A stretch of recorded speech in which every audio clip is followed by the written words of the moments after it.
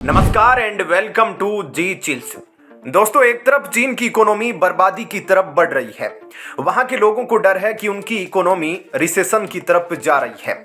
इस बीच भारत ने ताबड़तोड़ चीन पर सर्जिकल स्ट्राइक करके उसके घाव पर नमक छिड़कने का काम कर दिया है। आप स्क्रीन पर देखिए, भारत ने नया बवाल मचाते हुए चीन के 17 कंपनियों पर बैन ठोक दिया है। यह चीनी कंपनियां अब किसी भी टेंडर में पार्टिसिपेट नहीं कर सकेगी। सब कुछ विस्तार से जानेंगे कि आखिर हुआ क्या है, लेकिन वीडियो में आगे बढ़ने से पहले आप सबसे पहले इस इम्पोर्टेंट सवाल का जवाब नीचे कमेंट में दीजिएगा। फाइनेंशियल ईयर 2021-22 के दौरान भारत और चीन के बीच ट्रेड वैल्यू कितनी थी? स्क्रीन पर ऑप्शन आपके सामने हैं। इस सवाल का सही जवाब हम आपको वीडियो के अंत में देंगे। भारत ने चीन पर नया स्ट्राइक करते हुए 17 चीनी कंपनियों को टेंडर में हिस्सा लेने से रोक दिया है।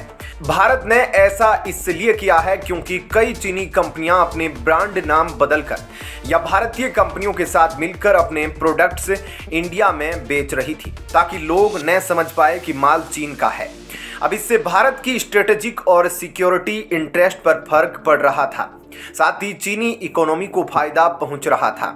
जिन कंपनियों पर बैन लगा है उनमें एक्सपी पेन, लेनोवो, लावा, सोलो, नोकिया, डोमिनो, रेपुटर और टाइको शामिल है। इसके साथ ही भारत ने उन प्राइवेट कंपनियों को भी चेतावनी दी है जो किसी न किसी सरकारी संस्था से जुड़ी हुई है, लेकिन प्रतिबंधित चीनी कंपनियों के साथ साझेदारी करने की प्लानिंग कर रहे थे। देखिए, एक तरफ चीन की इकोनॉमी डिप्लेशन की रोज नई रिकॉर्ड बनाती जा रही है। चीन के लोग पैसे दाब कर बैठ गए हैं, वे एक पैसे भी खर्च करने को तैयार नहीं, जिसके कारण चीन में रिटेल माल बिक नहीं रहा। उसकी इकोनॉमी की रफ्तार सिकुड़ती जा रही है और अब इसी बीच भारत ने चीन को झटके पर झटका देना शुरू कर दिया है।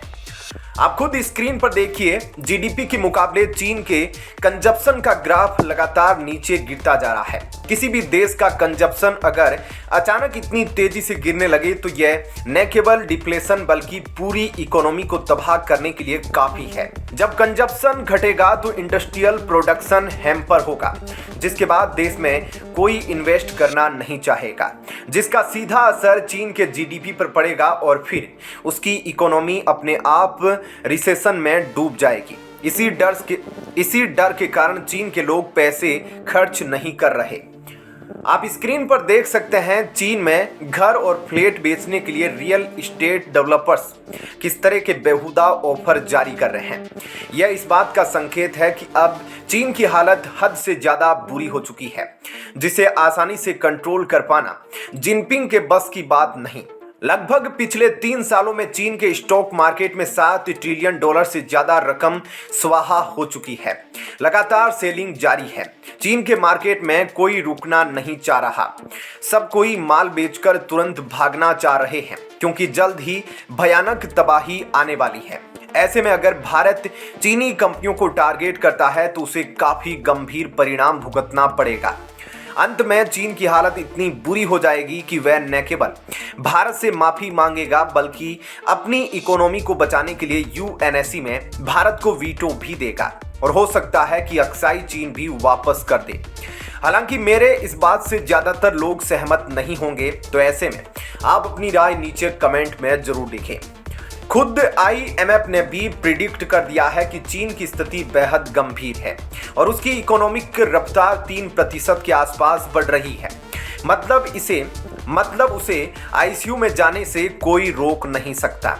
चीन भले ही वर्तमान में 5% का ग्रोथ रिपोर्ट कर रहा है, लेकिन ज्यादातर लोगों को चीन के इस रिपोर्ट पर डाउट होता है।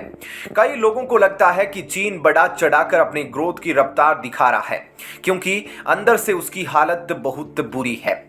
इस वक्त भारत की स्थिति बेहद मजबूत है, जिसकी रफ्तार लगभग 6 से 7% के आसपास रहने वाली है। दुनिया के सभी मेजर इकोनॉमी में भारत ही इकलौता देश है जो इतनी खतरनाक रफ्तार से उड़ान भर रहा है। इसी कारण भारत का कॉन्फिडेंस हाई है और वह चीन के ऊपर फाइनेंशियल स्ट्राइक करने में जरा भी संकोच नहीं कर रहा। भारत चीन के खिलाफ खुलेआम बल्लेबाजी करना शुरू कर दिया है। अगर समय रहते चीन को औकात नहीं दिखाई गई तो फिर वह बॉर्डर पर गर्मी दिखाने लगेगा। गलवान घाटी इंसिडेंट के बाद से ही भारत ने ताबड़तोड़ कई चीनी कंपनियों और एप्लीकेशंस को टारगेट करना शुरू कर दिया है। तभी चीन को समझ आ गया था कि भारत में इस वक्त बेहद सख्त लीडरशिप मौजूद है।